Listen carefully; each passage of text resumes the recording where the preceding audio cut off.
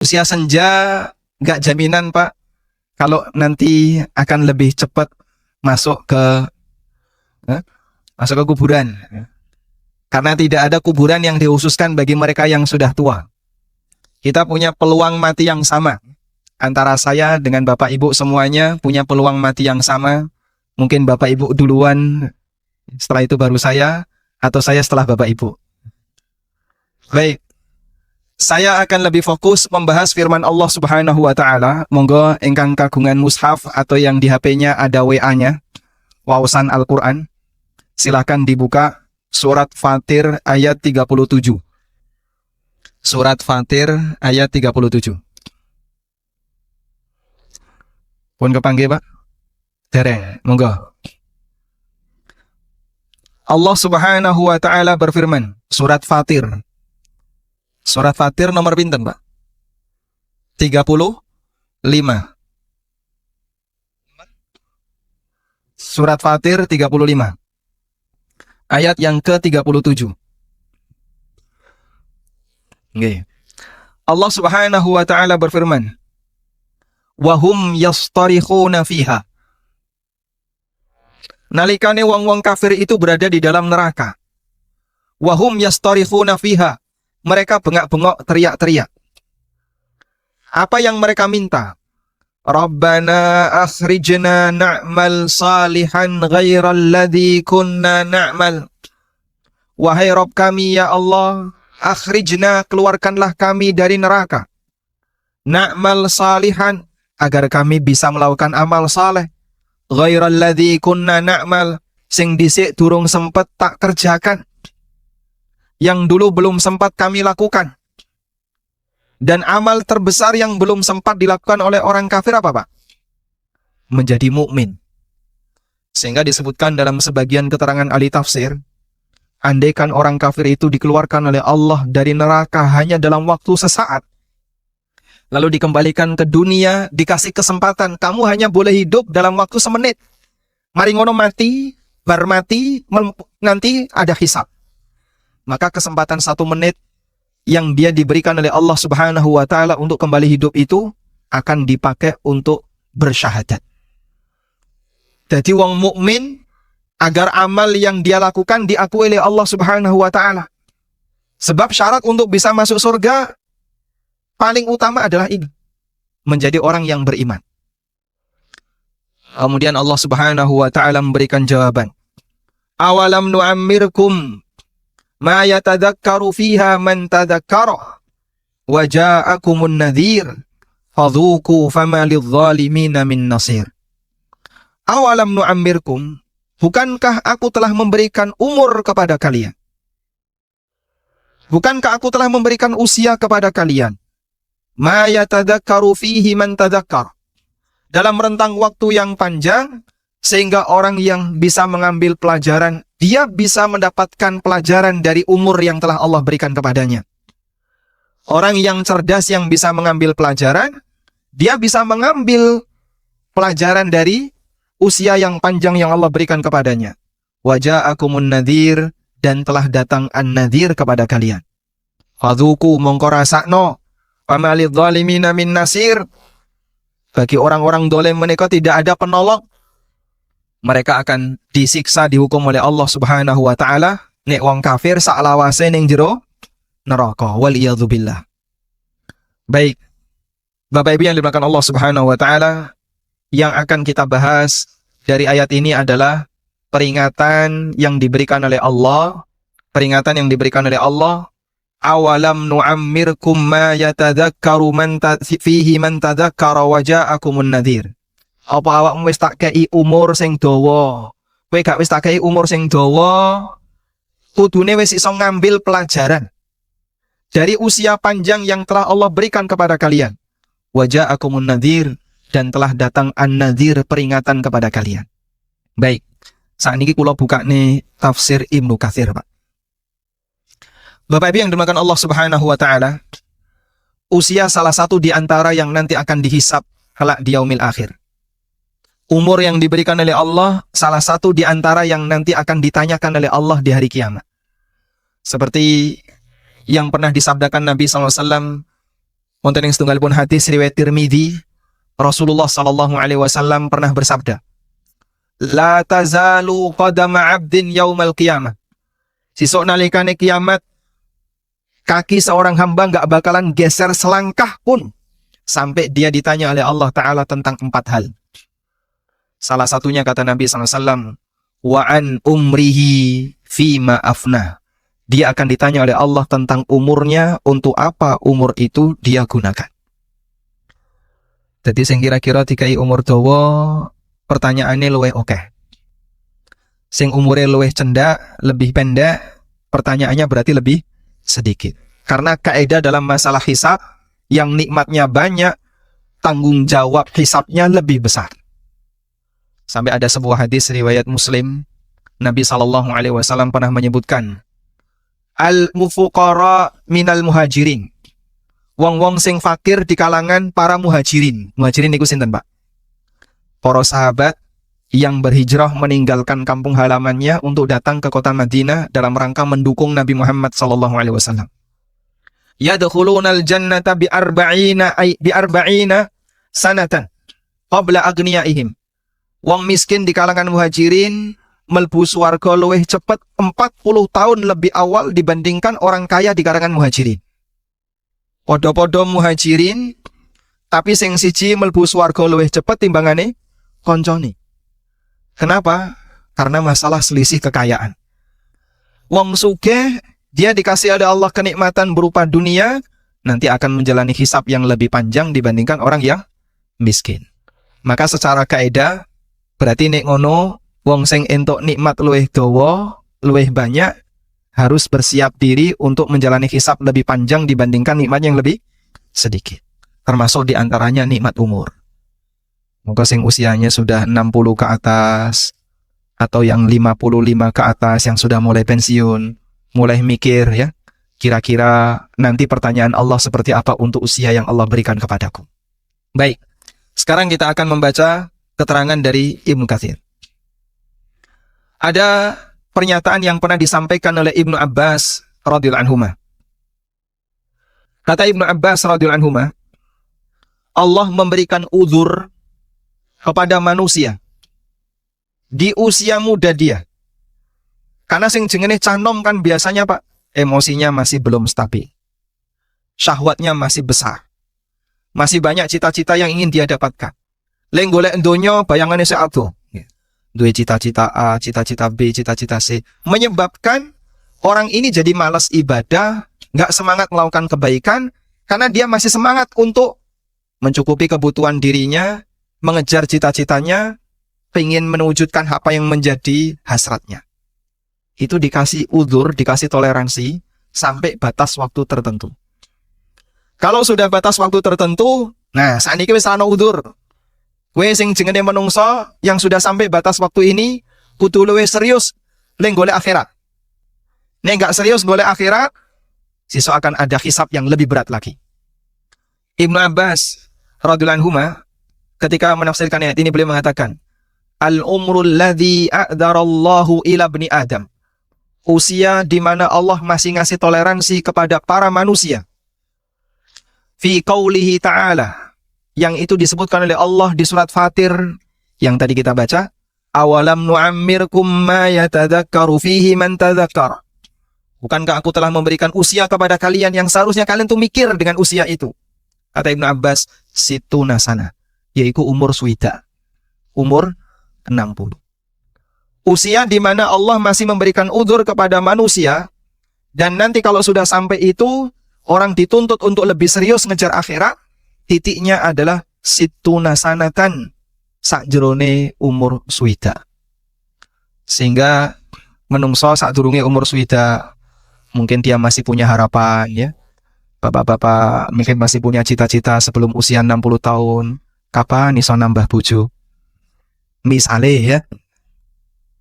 Nek wis tuwa kaya ngene, ora mikir kaya ngono. Napa terus enggak ada? Hah? Pripun? Oh, tambah semangat. Mungkin dulu waktu usianya masih 40 tahun ya, masih punya banyak keinginan, pengen ini, pengen ini. Karena sebab terbesar orang itu berbuat maksiat adalah karena keinginan dan nafsunya.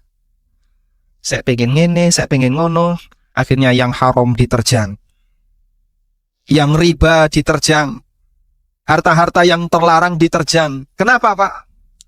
Karena semangat dia, tamaknya dia terhadap dunia. Sehingga dia masih banyak melakukan pelanggaran syariat.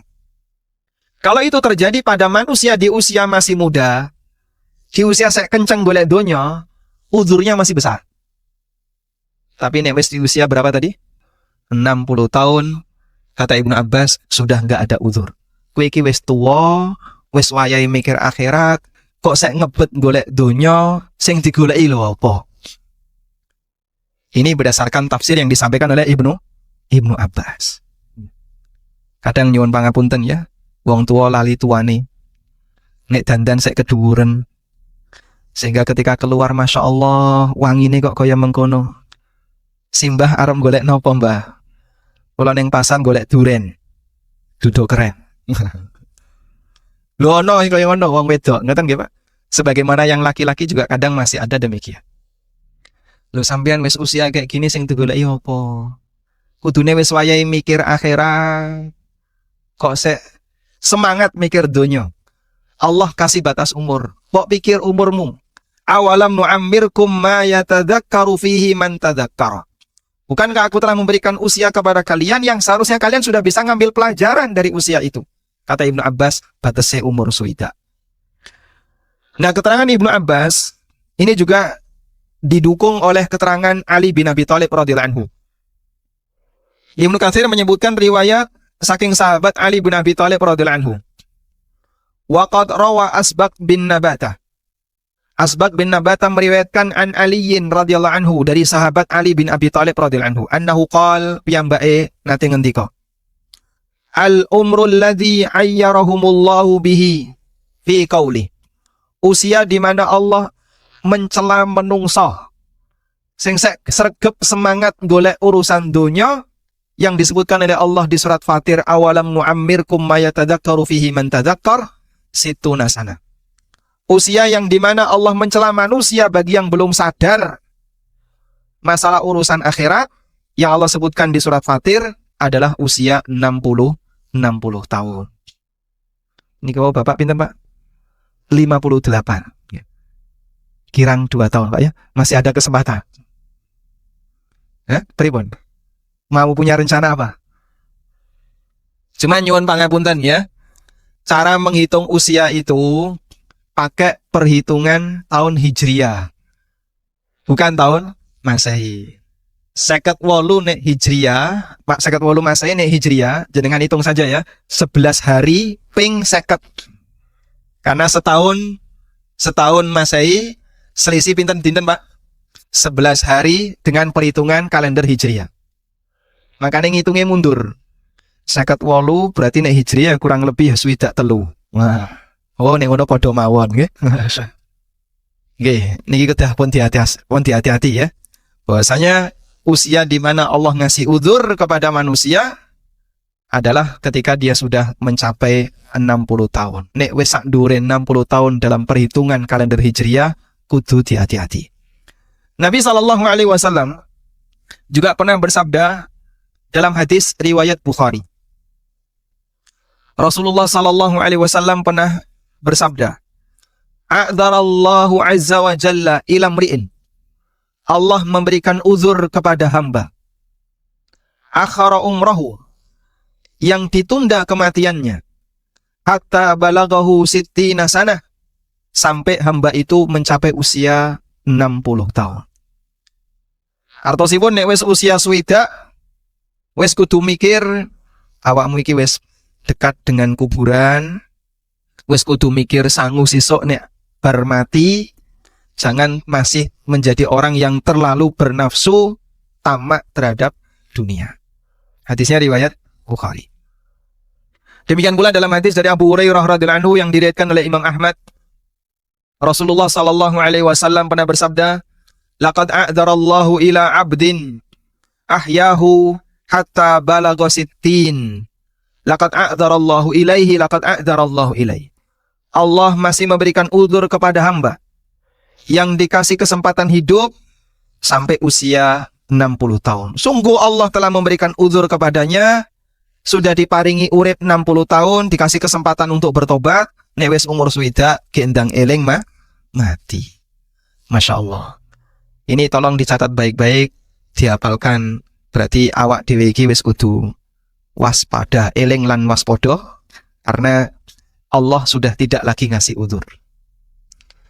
Nek usia 30 tahun ya, masih mikir jauh terhadap masalah dunia, itu mungkin masih normal, cah nom. Usia 40 tahun, wah itu Masya Allah puncak produktifnya. Mungkin masih banyak orang yang menggebu-gebu cari dunia, wajar, masih banyak cita-cita. Nah kalau sudah posisi lemah seperti ini, semangat itu kok ternyata tidak turun, tidak dialihkan kepada urusan akhirat, hati-hati, Allah sudah nggak ngasih uzur.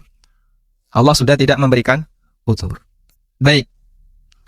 Terus kira-kira apa Pak yang bisa kita lakukan agar di akhir usia ini Allah Subhanahu wa Ta'ala memberikan kebaikan bagi kita?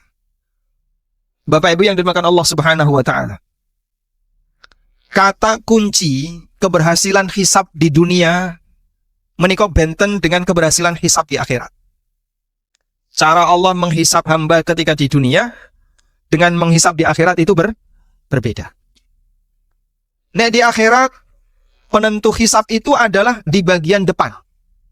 Apik eleke menungso ditentukan di bagian depan. Ketika hisabnya di awal bagus, maka yang lain nanti dianggap bagus. Makanya amal sing pertama kali dihisab amal apa Pak? Salat. Rasulullah sallallahu alaihi wasallam bersabda, "Inna awwala ma yuhasabu bihil abdu min amalihi as-salah." Amal pertama yang akan dihisab oleh Allah dari hambanya adalah salat. Fa in atamma, nek salate apik sempurna, mongko Allah kasih ganjaran yang sempurna. Wa illa, nek salate elek, qala lil malaikah, maka Allah berfirman kepada para malaikat, unduru hal lahu min tatawwu. Malaikat, coba delok menungso iki duwe salat sunnah apa enggak? Kalau dia punya amal sunnah, salat sunnah, jubirat ma naqasa min wajibatihi, mongko amal sunnah tadi dipakai untuk nutupi amal-amal sing kurang dalam melaksanakan yang wajib. Makanya Bapak Ibu, meskipun sholat niku hukumnya sunnah, tapi ojo sampai diremehkan. Ibu-ibu biasanya nek sholat jamaah teng masjid napa teng griya? Teng dalam napa teng masjid? Di rumah, ada yang di rumah, ada yang di masjid. Biasanya kalau di rumah, kadang ada sebagian orang sing rodok males, Pak. Karena koncone ra ono.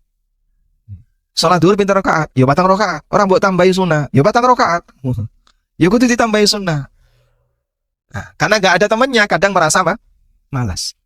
Maka kalau bisa yang sunnah tolong jangan ditinggalkan. Fungsi salat sunnah nutupi kekurangan sajroné amal wajib yang mungkin tidak kita lakukan dengan baik. Kita kan yakin ya, yang namanya manusia itu dalam beramal pasti ada yang kurang. Kita nggak pede selesai beramal. Mongko rampung beramal, kita membaca istighfar. Astaghfirullah, astaghfirullah, astaghfirullah. Allahumma antas salam wa minkas salam, tabarakta ya dzal jalali wal ikram. Yang saya baca ini persis seperti riwayat Muslim. Persis seperti hadis yang diriwayatkan oleh Muslim. Baik, kembali ke sini. Sedangkan dalam urusan, kalau tadi ya, dalam urusan akhirat, penentu baik dan buruknya itu ditaruh di depan. Nek hisape apik ning ngarep, nanti sing mburi-mburi dianggap bagus. Kalau di dunia berbeda ternyata. Standar di dunia, baik dan buruknya ditaruh di belakang penentunya. Nek pucuke apik, sing ngarep dinilai nek pucuke elek, dianggap elek kabeh. Mengko ada istilah husnul khotimah, su'ul khotimah. Bukan ada istilah husnul wiladah, su'ul wiladah. Iki lahir apik, sing iki lahir elek. Ada nggak? Nggak ada ya? Nggak ada. Kita tidak ditentukan di awal baik dan buruknya, tapi ditentukan di akhir. Sedangkan bagian awal, semua orang yang namanya manusia, dia punya masa silam. Saya punya masa silam, Bapak Ibu juga pernah punya masa silam. Dan masa silam kita ada yang baik, ada yang buruk. Itu masa silam. Tapi yang sedang kita hadapi adalah masa sekarang dan nanti ke depan. Tanggung jawab kita yang sekarang sedang kita hadapi dan besok ke depan yang akan kita hadapi.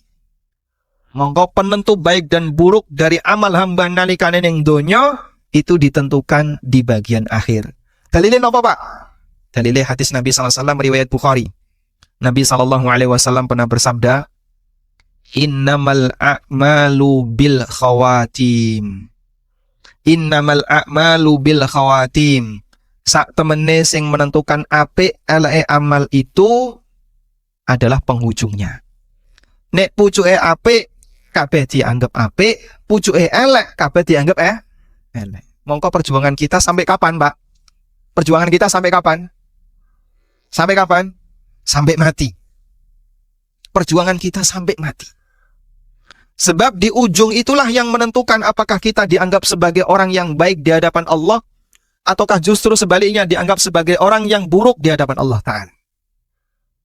Dan gak jaminan Bapak Ibu, sing apik nalikane sek enom nanti apik ketika meninggal dunia.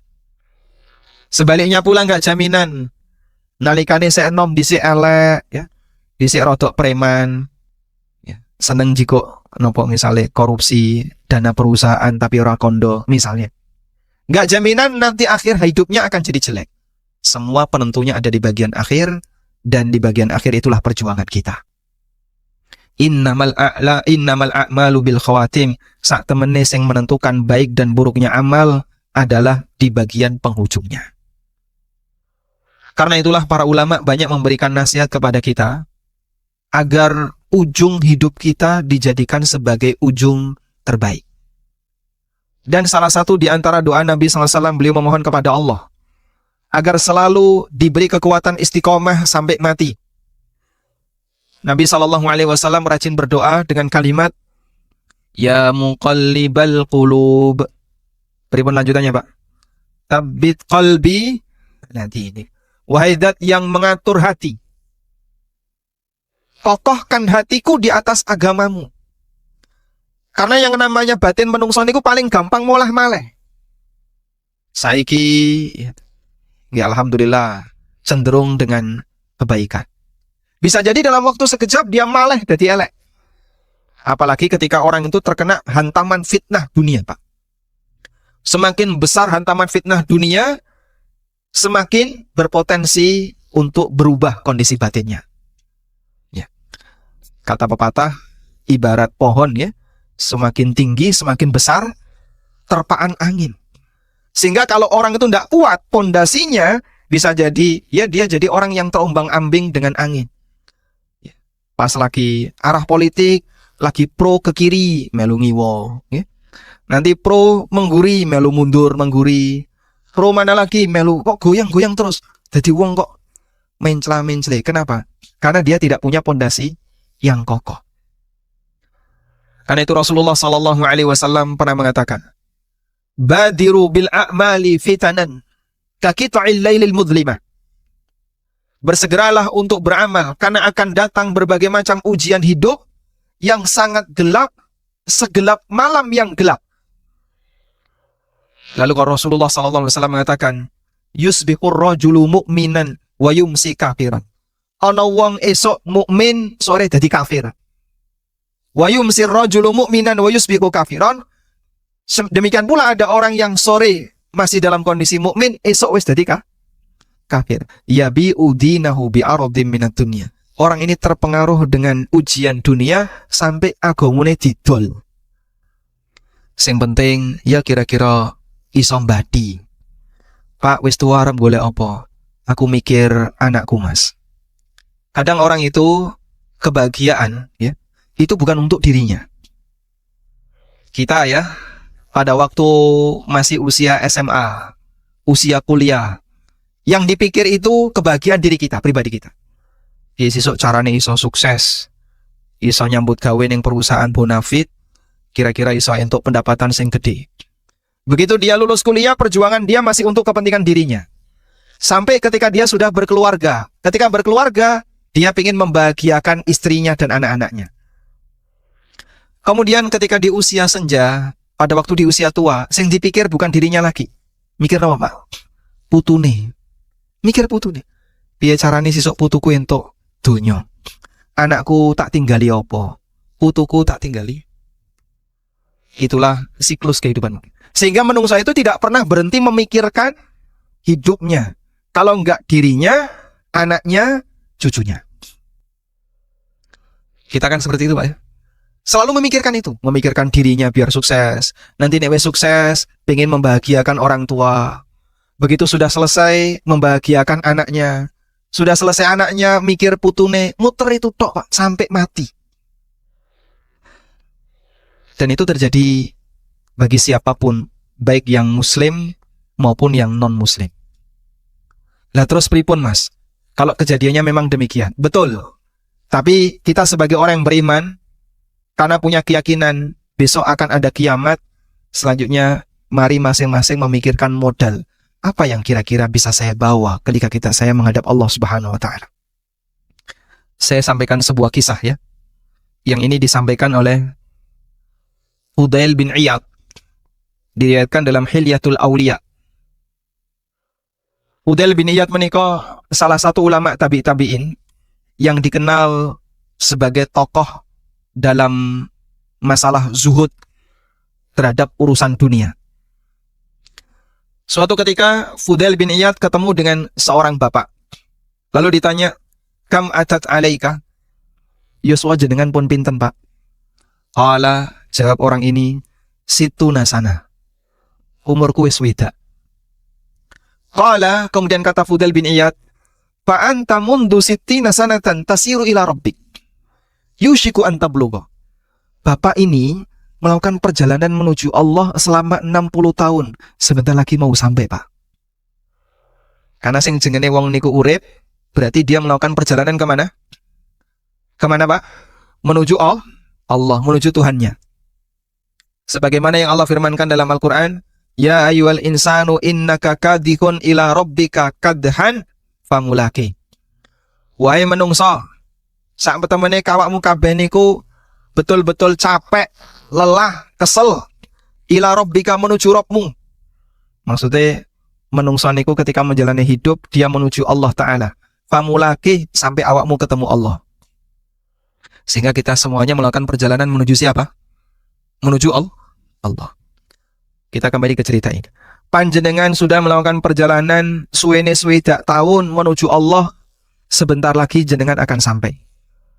Faqala ar-rajul, maka orang ini spontan langsung mengucapkan, "Inna lillahi wa inna ilaihi raji'un." Faqala al-Fudail, maka Fudail tanya, "Bapak tadi ngomong apa?" "Inna lillahi wa inna ilaihi raji'un."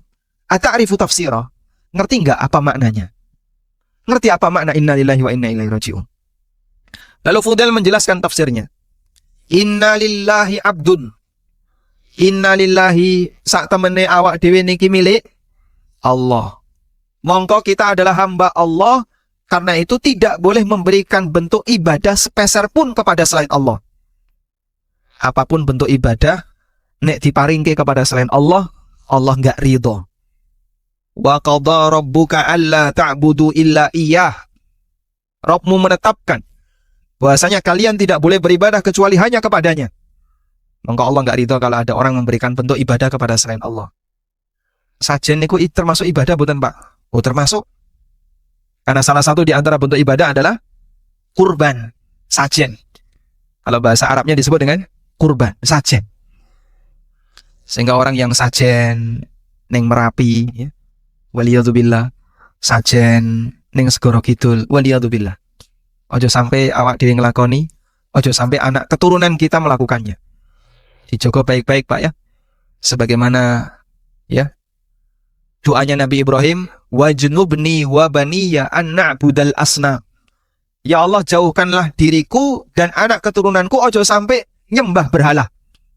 Termasuk nyembah berhala ya, nyembah gunung, nyembah laut. Bapak Ibu, sing jaga Segoro Kidul niku sinten? Sinten, Pak? Sing jaga Segoro Kidul niku sinten? Ya Roro Kidul. Hah? Dinas Pariwisata Yogyakarta. Masya Allah. Sing jaga Segoro Kidul adalah Dinas Pariwisata. Iya. Kadang kita merasa aneh. Sajen itu gue apa? Ini sebagai bentuk penghormatan kepada sing bau reksa segara kidul. Sing jaga niku sinten? Allah. Lah kalau sing jaga Allah kok cara memberikan persembahan seperti ini? Ini persembahan kepada selain Allah, bahaya besar. Sing jaga Merapi nggih Allah. Tapi orang Masya Allah ngasih persembahan kepada selain Allah. Cuman nggih sakniki kudu hati-hati nggih, bahas masalah sajen kene. Ana sing tersinggung dilaporkan. Wah. Baik. Kembali ke sini. Kalau kita sadar kita itu milik Allah, kudune kan nyembah Allah semata. Jangan ngasih sembahan kepada selain Allah. Sederhana, Pak. Jadi menungso muslim niku sederhana. Mong kowe nek ngibadah kepada marang Gusti Allah, jangan berikan bentuk ibadahmu sepeser pun kepada selain Allah. Wa inna ilaihi rajiun, dan sisa awak dhewe bakal balik marang Gusti Allah. Mongko sapa sing yakin dia adalah nanti akan kembali kepada Allah, seharusnya dia tahu kalau nanti dia akan menghadap Allah. Wa man alima annahu mauquf, dan siapa yang sadar kalau dia nanti akan menghadap Allah, falya'lam annahu mas'ulun, sadarilah kalau dia nanti akan ditanya oleh Allah. Wa man alima annahu mas'ul, dan sapa sing sadar nek awake bakal ditanya oleh Allah, falyu'id lil mas'alati jawaban, siapkan jawaban untuk pertanyaannya. Siapkan jawaban untuk pertanyaannya. Yang sepuh tadi Pak semakin gemeteran. Makin wedi Pak ya. Faqala ar-rajul, maka orang tadi mengatakan, famal khilah, terus piye carane aku iso selamat sesuk nek menghadap Allah Subhanahu wa taala? Qala, kata Fudail bin Iyad, yasirun liman yassarahullah. Insyaallah gampang. Gampang kanggone wong sing dikasih kemudahan oleh Allah Subhanahu wa taala. Insyaallah gampang kanggone wong sing dikasih kemudahan oleh Allah Subhanahu wa taala. Wa ma hiya, napa niku carane? Coba Bapak Ibu catat kalimat ini ya. Pengajiannya dereng rampung Ibu. Ampun ramerian. Memang biasanya kita punya kekuatan konsentrasi itu maksimal 20 menit. Wis 20 menit itu wis golek acara liyane ya. Boten insyaallah boten dangu. Baik. Qala, kata Fudail bin Iyad, tuhsin fi ma baqiya yughfar laka ma madha. Awakmu kudu memperbaiki dirimu di sisa usiamu. Perbaiki dirimu di sisa usiamu. Yughfar laka ma madha, maka akan diampuni untukmu dosa-dosa yang telah lewat. Fa innaka in asa'ta fi ma baqiya, karena kalau kamu di sisa usiamu rakaruan, masih sibuk dengan perbuatan maksiat, saya seneng nonton dangdutan. Kadang ibu-ibu ya nonton drakor. Nama drakor, Bu? Hah? Lo ngerti ngono kok yo. Berarti wis tahu nonton. Nyenengke Pak Ustadz nih ditonton. Wah, niku bahaya niku. Fa innaka in asa'ta fi ma baqiya, karena kalau awakmu rakaruan di sisa usiamu, ukhitta bima madha wa bima baqiya, kowe bakal dihukum oleh Allah dengan dosamu di masa silam dan dosamu yang akan datang. Jadi teori ujung akhir yang bagus itu dijelaskan di sini. Sehingga prinsipnya adalah perbaiki di sisa usia kita agar Allah mengampuni kesalahan-kesalahan kita di masa silam. Karena kita semuanya punya sejarah, punya masa silam yang mungkin nggak bagus. Dhisik Pak Ustadz, nalikane aku senom nglakoni koyo ngene. Pak, yang punya pengalaman yang sama mungkin tidak hanya Bapak. Ibu yang punya pengalaman yang sama mungkin tidak hanya Ibu. Masih banyak yang lain yang punya pengalaman yang sama. Siapa sih yang nggak punya masa silam? Kita semuanya punya. Orang punya masa silam yang mungkin masa silam itu penuh dengan maksiat, penuh dengan pelanggaran syariat. Tapi sekarang kita bicara saat ini dan besok yang akan datang. Perbaiki sisa usiamu agar Allah mengampuni dosa-dosamu sekarang dan di masa silam. Fa innaka in asa'ta fi ma baqiya, karena ne awakmu bertahan dalam kondisi buruk di sisa usiamu, ukhitta bima baqiya wa bima madha. Kamu akan dihukum oleh Allah di sisa usiamu dan plus dosamu di masa silam. Mongko wong niku apik di sisa usianya dia mendapatkan husnul khotimah, insyaallah dosa-dosane di masa silam dimaafkan. Itulah perjuangan kita sampai akhir hayat jamaah. Baik, selanjutnya Pak kasih tips apa yang bisa kita lakukan agar kita bisa memperbaiki diri kita di sisa usia kita. Kita masing-masing tidak tahu apakah masih panjang menjalani hidup ini ataukah tinggal sesaat lagi. Tidak ada manusia yang tahu berapa sisa usianya. Yang usia 58, yang usia 70, masing-masing dikasih usia sisa oleh Allah, sisa usianya. Tapi nggak jaminan sisa usia yang 58 lebih panjang dibandingkan yang 70. Berarti yang dimaksud sisa usia itu kapan, Pak? Yang dimaksud sisa usia itu kapan? Sekarang. Inilah sisa usia kita. Sekarang inilah sisa usia kita. Baik. Apa yang bisa kita lakukan? Yang pertama, Bapak Ibu silahkan pilih amal sederhana yang ringan yang bisa dirutinkan. Amal ringan, sederhana yang bisa dirutinkan. Kalau sudah jadi rutinitas, ojo sampai absen, ojo sampai bolong. Istiqomah dilakoni terus. Sebagai bentuk selalu ingat Allah dalam setiap saat. Karena amal yang dicintai oleh Allah itu amal sing langgeng meskipun sedikit. Nabi SAW nanti paring dawuh, ahabbul a'mali ilallah adwamuha wa inqalla. Amal sing paling disenangi oleh Allah adalah amal sing paling langgeng meskipun raketan saidik, Pak. Mas, kalau niki nek kon poso sunnah kok yo ra kuat rutin. Tapi nek kon salat duha insyaallah saged. Apa ada waktu kosong waktu duha? Betul. Baik. Jadikan sebagai amal rutin, Pak. Duha berapa rakaat sing jenengan sanggup rutinkan? Insyaallah 36 rakaat. Yo cukup kean kaya ngono, Pak. Ora kuat. Lah pinten? Yang lebih sederhana.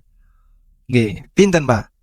4 atau 6, monggo. Yang penting rutin. Meskipun tiap hari cuma 2 rakaat. Kula niku sagede mung 2 rakaat, Mas. Ket aku nyambut gawe dhisik niku, anggere ana jam kantor kosong, tak sempatkan salat duha 2 rakaat. Bagus. Berarti selanjutnya Bapak kerjakan terus setiap hari 2 rakaat salat duha. Mbah jenengan niku safar, mbah jenengan niku di rumah, baik dalam kondisi sehat, meskipun sakit, berbaring di atas kasur, duha eling 2 rakaat. Niku terus, Pak. Sampai akhir hayat. Ini jadi amal andalan. Sudah? Dan Rasulullah SAW pernah menyebutkan, khudhu minal a'mali ma tutikun. Silahkan kalian ambil salah satu amal dari sekian banyak amal itu yang mampu kalian rutinkan. Fa innallaha la yamallu hatta tamallu. Karena Allah tidak pernah bosan untuk ngasih pahala kepada kalian sampai kalian bosan beramal. Nah, nalikane hamba itu punya rutinitas seperti ini, puncaknya sampai dia nggak bisa melakukannya karena uzur yang berat, tetap dikasih pahala. Rasulullah SAW pernah bersabda, "Idza maridal abdu aw safara, kutiba lahu ma kana muqiman sahihah." Nalikane hamba niku sakit atau safar sehingga dia tidak bisa menjalankan amal ibadah rutinnya, tetap dicatat untuknya sebagaimana amal kebiasaan ketika dia sedang tidak safar dan ketika dia sehat. Biasanya nggih poso Senin Kemis. Biasa niki jenengan poso mboten? Mboten ya, Mak. Kula pun mboten kiat poso. Insyaallah Bapak tetap dapat aliran pahala. Dan itulah makna firman Allah Ta'ala, illal ladzina amanu wa amilus salihati falahum ajrun ghairu mamnun. Kejaba wong-wong mukmin sing beramal saleh, falahum ajrun ghairu mamnun, piyambake kagungan ganjaran yang ghairu mamnun. Ghairu mamnun niku tegese napa? Artinya apa? Tidak pernah putus. Ibnul Muhallab, salah seorang ulama ahli tafsir, mengatakan, ini adalah anugerah yang diberikan oleh Allah kepada hamba-hambanya mukmin yang beramal saleh. Ketika dia sudah memasuki usia tua sehingga tidak bisa lagi beramal, dia tetap dapat pahala yang gak putus sesuai dengan rutinitas kemampuan dia waktu dia masih muda. Sehingga jenengan kalau nggak ada rutinitas amal sunnah poso, ini ki pedot Pak, gat kapan Pak, gat stroke niku Mas. Dhisik nalikane sehat nggih, tesih kiat niki pun stroke, kula pun boten saged poso, tetep pahala amal itu ngalir Pak. Ajrun ghairu mamnun. Dulu Masya Allah masih rajin ke masjid, rutin 5 waktu datang ke masjid. Sakniki kula pun boten saged melampah Mas. Wis aboh kabeh sikile, nggih. Mbah stroke, mbah asam urat, darah tinggi, campur kolesterol, campur-campur. Saiki wis ra iso apa ning omah wae. Insyaallah tetap dapat pahala yang terus mengalir. Yang dulu mungkin punya rutinitas tahajud. Wah, sakniki nek tangi sadurunge jam 5 isine mesti gebras ya. Nek gak gebras ya watuk, nek gak watuk ya gebras. Kalau jenengan sudah punya rutinitas sebelumnya, lahum ajrun ghairu mamnun, angsal ganjaran sing tidak pernah putus. Kenapa kok nggak pernah putus? Sebab orang ini tidak melakukan itu bukan karena malas, tapi karena udzur. Andai kan dia nggak ada udzur, dia akan tetap melakukan kegiatan itu. Itu usaha yang bisa kita lakukan jamaah. Semoga saya juga bisa melakukan seperti itu. Bapak-bapak juga bisa melakukannya. Dan saya yakin ya, sing nom niki kathah dosane Pak. Panjenengan yang sudah sepuh-sepuh, sudah dekat dengan syariat ya. Pun kathah amale nggih. Ampun kesupen kula didongakne Pak. Wallahu taala alam. Baik, kami sengaja kasih kesempatan bagi para jamaah, masih ada beberapa waktu, barangkali ada beberapa hal yang ingin disampaikan. Wassallallahu ala nabiyyina Muhammadin wa ala alihi wa sahbihi wa sallam. Wa akhiru da'wana alhamdulillahi rabbil alamin. Monggo. Alhamdulillahirrahmanirrahim. Demikian Bapak Ibu semua terma yang sudah disampaikan oleh Ustadz Aminur Bait. Insyaallah hikmahnya banyak. Kita harus perbaiki diri kita di sisa umur. Kemudian ternyata udzur kita sudah habis. Jadi rata-rata sudah di atas 60. Jadi gak ada ampun. Gak ada ampunan lagi. Monggo kita perbaiki diri kita. Monggo bagi yang mau bertanya dipersilakan.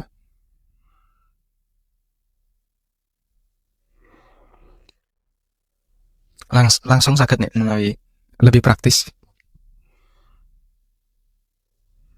Oh, monggo Pak. Assalamualaikum warahmatullahi wabarakatuh. Waalaikumsalam warahmatullahi wabarakatuh. Tadi disampaikan kalau seandainya ahli neraka itu diberi kesempatan 1 menit, maka yang akan dilakukan adalah melakukan syahadat. Nah ini kalau seandainya ini ada orang mungkin seperti kalau kita baca kisah itu kan belum mati, tetapi di akhir hayat. Nah, seperti kalau di dalam kisah itu Fir'aun itu kan akhir hayat itu baru bersyahadat kepada Musa. Nah ini mungkin juga ada selain Fir'aun, mungkin ada orang-orang yang lain, alam. Nah di sini setelah kita melihat mungkin di akhir hayatnya itu kan masih ada waktu mungkin, tetapi kan sudah di akhir sebelum nyawanya dicabut oleh Allah. Di sini juga mereka bersyahadat ini. Mungkin itulah pertanyaan saya, mungkin bisa diberi penjelasan. Assalamualaikum warahmatullahi wabarakatuh. Waalaikumsalam warahmatullahi wabarakatuh. Baik, ada pertanyaan ya. Kalau tadi disampaikan andaikan wong kafir niku diparingi kesempatan metu saka neraka, lalu balik ning donya hanya dikasih waktu 1 menit. Saiki awakmu beramal, silahkan beramal apa yang kamu inginkan. Pasti dia akan gunakan untuk beriman. Dia akan gunakan untuk bersyahadat agar menjadi seorang mukmin. Tapi kan ada cerita tentang Fir'aun. Yang dia itu ketika sudah dalam posisi mau mati, baru ngaku beriman. Cerita itu Allah sebutkan di surat Yunus, ayat 90 dan 91. Allah berfirman, "Wajawazna bi bani Israil al-bahra." Lalu kami selamatkan Bani Israel sehingga dia bisa menyeberangi lautan dengan selamat. Fa'atba'ahum Fir'aunu wa junuduhu. Lalu Bani Israel ini diikuti oleh Fir'aun dan bala tentaranya. Baghyan wa adwa, dengan semangat permusuhan dan semangat untuk mateni Bani Israel. Karena mereka itu sudah getem-getem dengan Bani Israel, kowe arep kabur ning ndi tak kejar. Begitu Bani Israel melewati laut yang sudah disediakan oleh Allah melalui mukjizatnya Nabi Musa alaihissalam, Fir'aun dan bala tentaranya nyusul. Ya. Lalu hatta idza adrakahul gharaq. Bani Israel selamat semuanya Firaun dan bala tentaranya masih di laut, langsung dipertemukan oleh Allah kembali air-air yang sebelumnya dinaikkan oleh Allah. Jadi pada waktu Musa memukulkan tongkatnya ke arah laut, fanfalaqa fakana kullu firqin kattaudil adzim. Air laut itu terbelah, terus jadi gunung, Pak. Jadi seperti gunung yang tinggi sekali. Jadi bukan airnya itu ngilang, bukan, Pak, tapi munggah.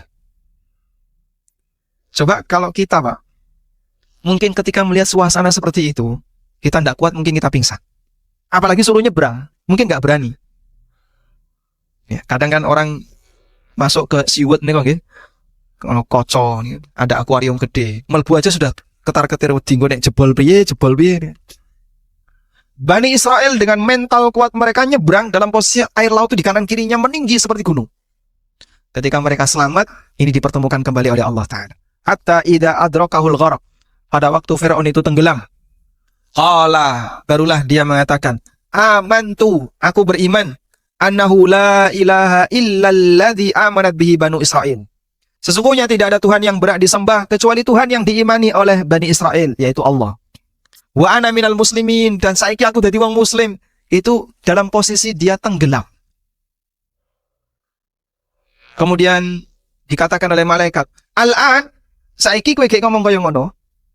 Al-an, saiki gek kowe gek ngomong kaya ngono. Wa qad asaita qablu, padahal dhisik awakmu durhaka. Wa kunta minal mufsidin, dan awakmu dadi wong sing isine mau ngrusak. Awakmu dadi wong isine wong ngerusak. Tidak diterima oleh Allah Ta'ala. Nah, ini jadi kaidah. Ini jadi kaidah tobat ketika nyawa sudah berada di tenggorokan tidak diterima. Karena tobat itu wonten batasnya, Pak. Ibaratnya nek jenengan diparingi tugas kalau dosen, niki batasnya sebelum matahari terbenam. Jenengan ngumpul pas adzan maghrib.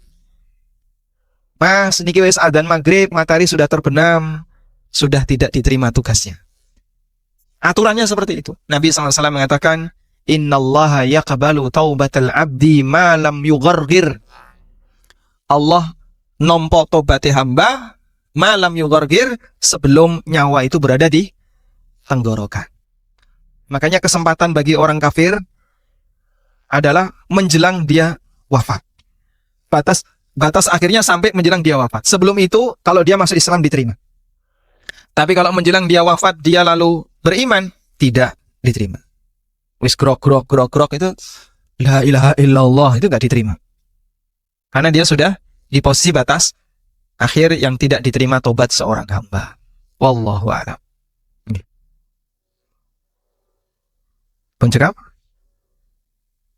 Saya ingin bertanya Pak Ustadz. Jadi di zaman jahiliyah saya itu banyak meninggalkan sholat, banyak. Dan insya Allah ke depan kita mohon untuk bisa memperbaiki diri.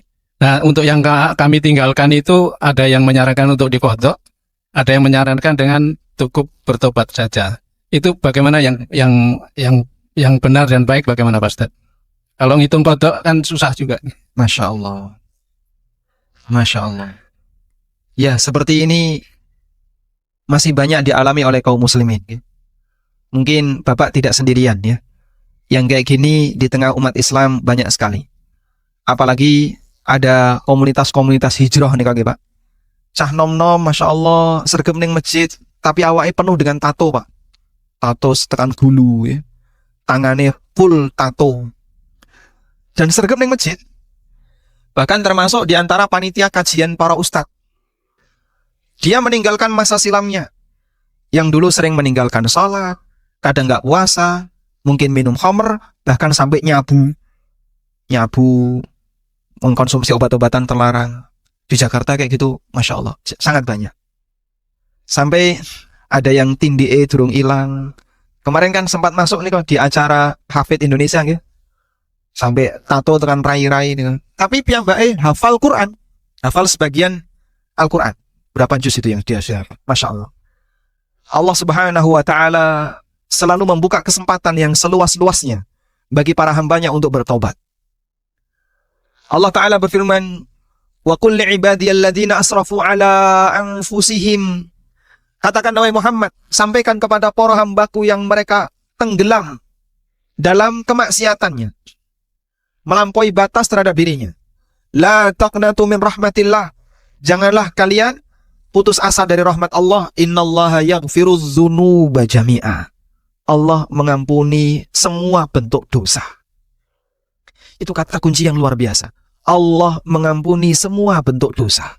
Memberi harapan yang besar bagi kita semuanya. Dosamu nopo? Aku ndek dosa kaya ngene, Pak. Kamu ndek dosa kaya ngene. Allah mengampuni semua bentuk dosa.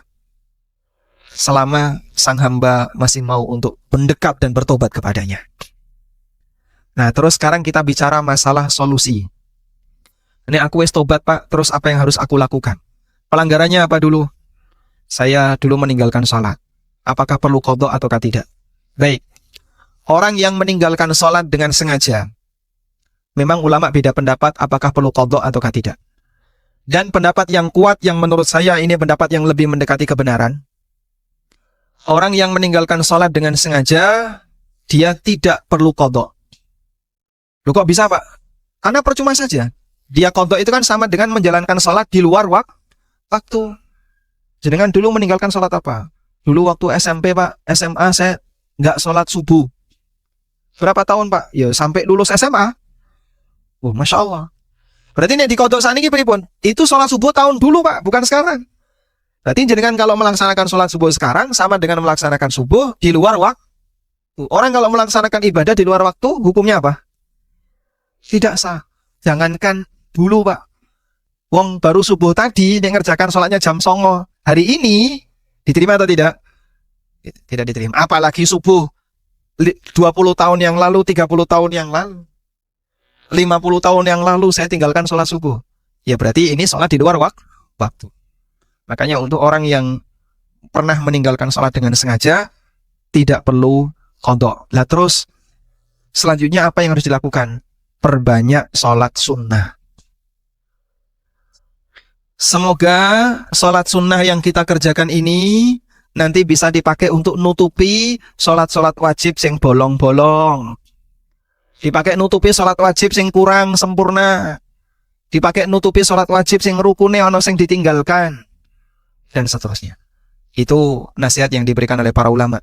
Sehingga bukan dengan cara qadha, tapi dengan cara memperbanyak sholat sunnah. Wallahu a'lam.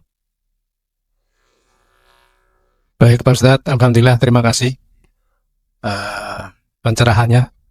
Selanjutnya mohon dipimpin doa untuk akhir pengajian kita ini. Hatur nuwun. Masya Allah. Baik. Selanjutnya kita memohon kepada Allah Subhanahu wa Ta'ala, bersimpuh di hadapannya. Semoga Allah memperbaiki sisa usia kita dan menolong kita untuk menjadi hambanya yang baik di sisa usia yang Allah berikan kepada kita. Allahumma inna nas'aluka bi anna nashhadu annaka antallah la ilaha illa anta al-ahadu as-samadu alladhi lam yalid wa lam yulad wa lam yakul lahu kufuwan ahad. Rabbana ighfir lana wa li ikhwanina alladhina sabaquna bil iman wa la taj'al fi qulubina ghillan lil ladzina amanu Rabbana innaka ra'ufur rahim. Rabbana hab lana min azwajina wa dhurriyyatina qurrata a'yun waj'alna lil muttaqina imama. Allahumma zayyinna bizinatil iman waj'alna hudatan muhtadin. Allahumma rzuqna husnal khatimah. Allahumma rzuqna husnal khatimah wa'idna min su'il khatimah. Rabbana atina fid dunya hasanah wa fil akhirati hasanah wa qina adzabannar. Wa sallallahu ala nabiyyina Muhammadin wa ala alihi wa sahbihi wa sallam wa akhiru da'wana alhamdulillahi rabbil alamin. Wassalamualaikum warahmatullahi wabarakatuh.